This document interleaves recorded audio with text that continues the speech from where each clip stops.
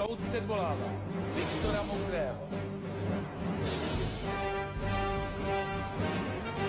Já vás hned v těch dveřích zastavím.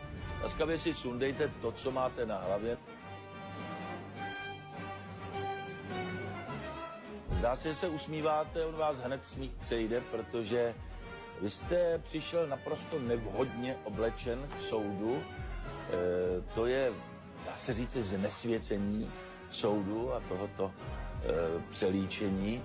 Takže abych vás potěšil ještě jednou a zlepšila se vám nálada, tak vám uděluji pořádkovou pokutu ve výši 2500 korun. Buďte tak laskav a příště k soudu přijďte jako normální člověk.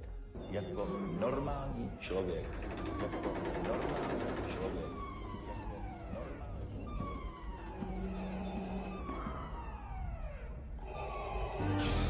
Trhoubu! Co jste to řekl?